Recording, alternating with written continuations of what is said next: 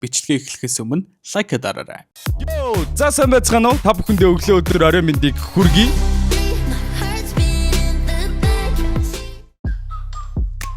Өнөөдөр та бүхэндээ нээлттэй хийгээд удаагүй байгаа Амьдрал гээд киноны 1-р ангийг ярьж өгөхөд бэлэн болсон байна.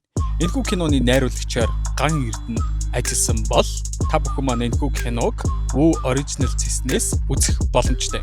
Ингээд бүгдээрээ кинонд орцгоё. Киноны маань үйл явдал нэгэн түргэний тэрийг нэлээд хүнтэй хүчтэн эмнэлэгт авчирч байгаагаар эхэлдэг.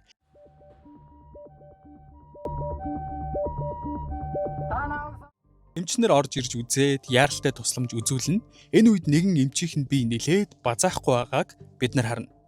Мэс заслын дараа санаа алдан суух энэ эмчийг цэгмэд гэдэг бөгөөд цэгмэд эмчийн шавь наран гэрэл эмч маань орж ирж уулзна. Цэгмэд эмч саяны хүний амийг аварсандаа ихэд баяртай байгаагаа болон олон хүнд мэс засал хийсэн талаараа дурдаад гар хуруун салгалаад нүд нь харгаан байжтэй гэд шавьдаа хэлнэ. Тэгээд эмнэлгээс гарч чөлөөндөө гарах бодолтой байгаагаа хэлэхэд наран гэрэл эмч "Эмчээ, таныг байхгүй бол би юу ч хийж чадахгүй штэ. Та эмнэлгээс явах талаараа бодож үзээрэй л" гэд яваад өгнө. Энэ үед хоёгаа гих эмч миний хувцсыг хинт сольж өгсөнгүү инээ тэрэгэд баахан уурлаж цамнаж гараад явна. Дараагийн сцен цэгмэд эмч маань өвчтний арга ирийнхэнтэй уулзаж маш хүнд мэс засал хийсэн талаараа дуулгаж байдаг. Үүний дараа нэгэн охин найз залуутайгаа уулзаж явах бөгөөд хэдий болтол ингэж болон тохойд нууцаар уулзаж явах юм бэ? Хоёулаа ч насанд хүрсэн хүмүүс юмсан гэхэд найз залуу нь "За би нэг арга бодож олноо. Надад итгээрэй. Би ерөн чамтай орой болтол хамт байё" гэж хэлнэ. Ер нь энэ хоёрыг ажиглаад байхад харилцаагаа жаахан нуудын юм шиг байгаа. Батбаяр захирал дээр очисон чинь "Өнөөдөр чиний шийдвэрлэх хурлын өдөр хаа. Амжилт хүсье бороо" гэж хэлнэ. Ер нь энэ хоёрын дунд ямар нэгэн зүйл байгаа юм шиг байна. Дараагийн сценд бид хэн нэгэн лөө залган суух инхрийлэн гих дүрийг харах бөгөөд машины сигнал дуугарч найз залуу жигтэйхэн гоё машинтай ирсэн байдаг. Инхрийлэн машинд нь суугаад ихэд баяртай байх бөгөөд хоёулаа хормын ордоо орё гэд давхаад яваад өгнө. Нөгөө Батбаяр ах маань ажлаа тараад гэртээ ирчихсэн хоол хийж яхахыг нь бид нар харна. Энэ үед манай наран гэрэл эмч маань гаднаас орж ирэх бөгөөд энэ хоёрыг бид нэр эхнэр нөхөр, дээрээс нь нөгөө инхрийлэн болон найз охинтойгоо уулзаад исэн ирмүүнаар хүүхдүүд нь гэдгийг энэ гэр бүлийн зурагнаас тод томрон харж болох юм жаа. Өөрийгөө голоод идэг боллоо. Сэрмэгдвэч яхаа гомондог юм л дээ. Тэгээд энэ хоёр маань хоолоо гаргаад идж жагаад нөхөр нь нэг зүйл хэлэх гэж исэн чи гаднаас охин нь орж ирээд яриагийн тасалнаа. Яахан. Аав өнөөдөр өстэй янзтай гоё хоол хийсэн. Миний охин гараа хоол идэрээ за. Тэгснэ гинт харанхуй шин нөхөр нь хамаг юмаа төчгнүүлээд хувцас өмсөд гараад ивчин. Дэлгүүрийнх нь бараа бууж байгаа бөгөөд нэр чамд хэлэх гэжсэн юм дараа хэлье гэж хэлээд гараад явна. Хамттай орой. Ингээд энэ 7 хоногийн төлөвлөгөө тагалгаанууд нэг юм байна. За өөр нэг ярих асуудал бол Цэгмэд гоо маань эмчнэрийг тойруулаа суулгачихсан тасгийн эрхлэгчийнхээ ажлаа хүнд шилжүүлэх болсноо дуулгаад наран гэрэл эмчид энэхүү үүрэгт ажлаа өгч байгаагаа хэлдэг. наран гэрэл эмч.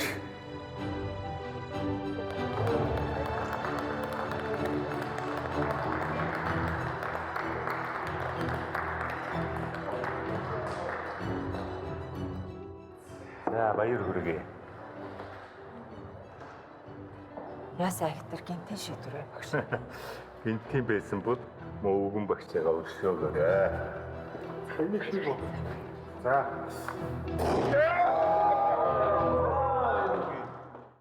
Энэ мэдээж хоёгийн эмчийн дургуй хүргээд авнаа хөрх юм. Хоёгийн эмч гэхдээ өөрийгөө тасгийн эрхлэгч болноо л гэж бодож исэн юм шиг байгаа.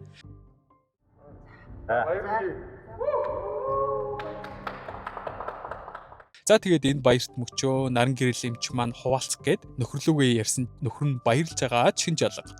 За би хүүхдүүдтэй хэлье гэд уцаа тасалж байгаа. Чи яаж вэ? Харсан юм. Би сая л тусч. Тийм их ачаа бус юм. Тэгснээ эмчийн ажлынхын нууц руу нэг эмэгтэй хүн залгаснаа "Таны нөхрийн талаар ярих юм байна. Машины зогсоолд хүлээж яа" гэдэг байгаа. Ер нь бол танаа нөхөр Батбаярын тухай юм. Тэгсэн чинь Батбаярын захирал нь зогсоол дээр хүлээж авах өгөөд би хүүхэдтэй хүн. Миний хүүхдийн эцэг бол Батбаяр. Би тэрэнд хайртай, тэр ч надад хайртай. Чи бид хоёрын амьдралаас бүр мөсөн алга болоод өгвөл гоё л байна гэд шийдэмгий хэлж өгдөг шүү. Тэгснээ $50,000 өгөх гэж оролдоод нөхрийг чи худалдаж авах ухааны юм ярьдгийн. Юуны төлөө нэг өгч байгаа лээ. Чи одоо эрүүл хүн мөн үү? Яг юу яриад байна гэсэн чинь хамгийн сонирхолтой нь бүр тэр хоёрын хүүхэд нь төрөөд ой 6 сартай болцсон байдаг. Батбаяр энэ талаар тантай ярилцсан гэж надад маш олон удаа амласан байхгүй юу? Тийм болохоор одоо би яагаад тантай ингэж ярилцаа зогсож байгаа вэ гэдгийг та маш сайн ойлгосон баха гэж бодож байна. Та ч энэ бүгдийг анзаарч амжаагүй л ах л та. Тэгэд чи энэ их ажлын хажуугаар өөр юу ч анзаарч амжих үлээд. Тийм ээ. Үнийг нь мэдээд зогссон наран гэрэл эмч нөхрөө би чамд бэлгэлчөө гэж хэлээд яваад өгнө. Харин нөхрийн тухайд би чамд бэлгэлчихье. За мэдээж нөхрийн өөр эмэгтэй гарч ирээд авлаа идэр гэсэн болохоор баахан эморч агаад цэгмэд эмчтэй уулзна. Тэгээд цэгмэд эмч сонссон болгондоо битгий итгэе гэд ийм гой үг хэлдэг юм да. Чамд хэцүү байгааг багш нь сайн ойлгож байна. Гэхдээ цаашид ажиллах та. Зогсож л болохгүй. Тийм ээ. Амьдрал дуусах хаач байсан. Тэгэхээр амьдраад л байж дээ охин минь.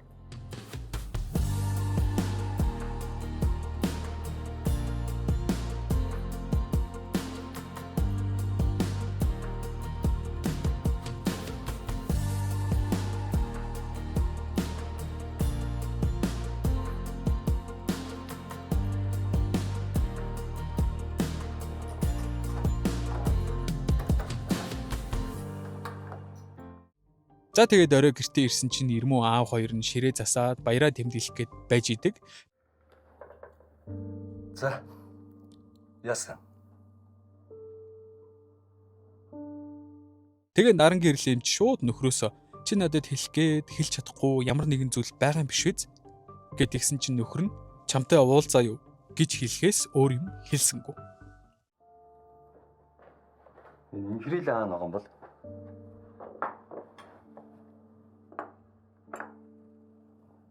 би чавцаа салахгүйсэн.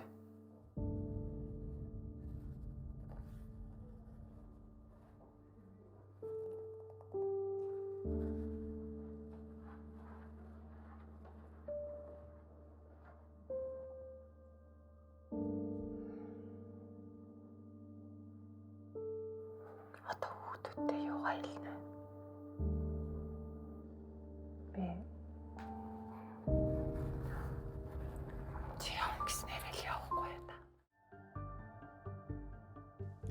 За ингээд энэ гэртээгаа бүх хүмүүс нэгэнт болсон нөхцөл байдлыг ойлгож эхэлдэг. Тэгээд Батбаяр нэгэнд бүх зүйл ойлгомжтой болсон болохоор юу ч хэлэлгүй гэрээсээ гараад яваад өгдөг.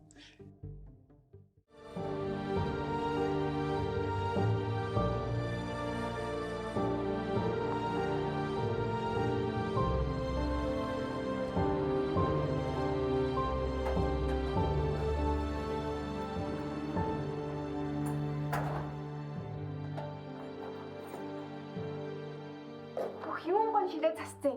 Тэгэд инхрийлэн энэ бүх зүйл дуусны дараа орж ирээд юу болсон яасан гэсэн чинь Ирмүү бүх юм аваад яваад өгсөөл гин. Тэгсэн чинь бүр сонин нь инхрийлэн энэ бүгдийг бүр жилийн өмнөөс мэдчихсэн байвал яах вэ? Ариун нэгэд автаа суусан тэр хүн бол зөндөө баяа. Бас гоё байшинтай, зөндөө мөнгөтэй. Манай энэ оромчноос л хав илүү дээр гээд хилээд зогсож ирснийг ээж нь сонсоод яа зүгээр ах вэ? Алгадаад авна. Ариун нэгч баян тоглох сайхан байртай. Манай энэ 3 өөр оромжтой харьцуулах ч юм биш. Ээж. Таны марчаагүй байгаа чинь өөрөөс чинь л болсон гэж хэлээд яваад өгдөг. Тэгээд охин нь гэрээсээ гарч яваад найз залуугаа дуудаад Хасан хөрсөн юм чинь. Хоёулаа хамт амьдрэх. энийг нь мэдээж наран гэрэл эмч цанхоор харангуй нэглэн үлдснээр киноны маань 1-р анги дуусдаг. За тэгэхээр өнөөдөр та бүхэндээ хүргэсэн энэхүү амьдрал гэдэг киноны үргэлжлэлийг хүлээн авч үзхийг хүсвэл Woo Originals цэсэнд пүрэв гариг бүр шинээр 2 анги нэмэгдэж орж байгаа шүү. Тэгэхээр та бүхэн маань Woo руу ороод Woo Originals цэснээс энэхүү киног хүлээн авч үзэх боломжтой юм байна. Миний хувьд л энэхүү амьдрал киноны 1-р анги маш их таалагдлаа. Сонирхолтой цувралын дараагийн ангийг үзмээр санагддаг штэ. Яг тийм мэдрэмж өгсөн учраас та бүхэн ч гэсэн таалагдана гэж шүннадэж байна. Дараагийнхаа бичлэгээр уулзцгаая. Баяртай. Анера лайк дараарай, саб дараарай. Баярлалаа. Баяртай. Хан тэнгэрийн нулимс тусаая. Хангаар дунаатч тэр юм уу? Тавалжин уулын хатнаас тунгалагар шам урсан гэдэг